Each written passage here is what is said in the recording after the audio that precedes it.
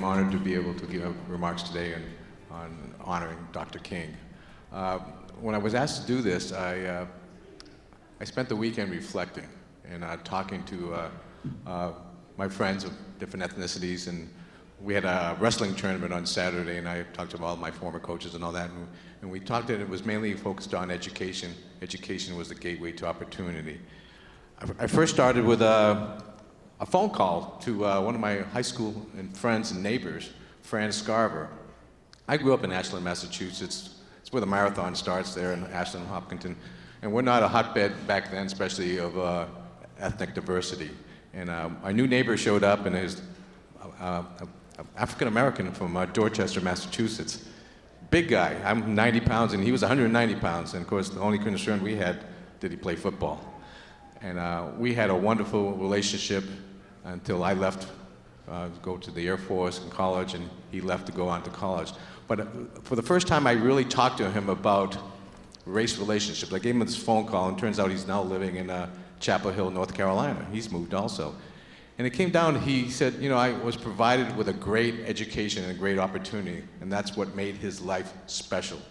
He ended up going to Ashland High School, and then he went into Northeastern University. But one thing I learned that he did in 1971, and this is a long time ago, he, in his senior year in high school, took a technology class with a computer class.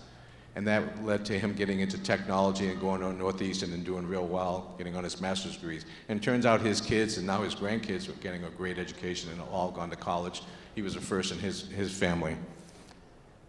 The second person I talked to was an old-time friend, coach of mine, Martin Estrada. Martin and I have been wrestling coaches for years, and we started the Silicon Lake Youth Wrestling Association. His son, Jacob Estrada, wrestled with my son. Jacob Estrada is now a captain in the Army, a company commander out there at JBLM, artillery officer. But I talked to Martin, and I actually asked him, I said, Martin, you know, I've never asked you this, but what is your ethnicity? So I've known him for 25 years, and he goes, well, Dick, I'm part Indian, part, you know, Mexican, you know. In fact, he said one interesting thing is that they just a month ago they took a DNA swab from his, and they're going to actually find out what his ancestry is through the DNA testing. And so he thinks he's part of a tribe that wasn't recognized, and so that was really interesting. But I asked him, what did Martin Luther King mean to him? He said when he lived in California at the time, it meant a voice, an opportunity to be heard, and the people to realize that there was an opportunity for all. The other person I talked to is Pierre Malebranche. Pierre Malebranche came to this country at the age of 12 from Haiti. And he grew up here and joined the Army and served in the Army for his years and became a citizen. And now he's a truck driver and a photographer at the end. But the interesting thing about Pierre, his wife is from Korea, a Korean immigrant. And so I said, what language you guys speak at home? He says, well, we speak a little Korean, we speak a little English, and a little French. He says, my kids are definitely what they call all-American. One thing he asked me, he says, Martin Luther King to him was all about freedom, freedom of opportunity. I said, anything you want me to do as your legislator? He says, two things. He says, his kids go to St. Francis Cabrini. Make sure that we have opportunity at all. I don't think we can help them there, but it's a Catholic school. But he says he really, really wants us to emphasize education.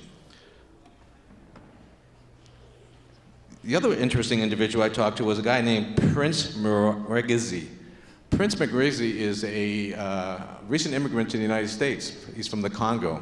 He's on my son's wrestling team from Meridian, Idaho.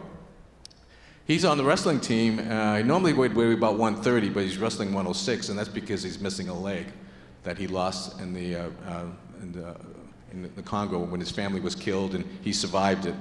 And so I asked him, you know, you've been in this country 7 years, you're going to a suburban Boise high school, you're wrestling, so what does Martin Luther King mean to you? And he says, it means to me the same thing that this country means, and that's freedom. He says, I have the freedom to be whatever I want to be, whether I'm on the wrestling team. You know, 7 years ago, this guy was in a rebellion in Zaire, or now called the Congo, in Kinshasa, family being killed, and now here he is living in Idaho, wrestling on a wrestling team. Has a 3.4 grade point average and is doing wonderful. But to him, it's all about freedom. The other person I talked to was an old coach of mine, Ruben Cortines.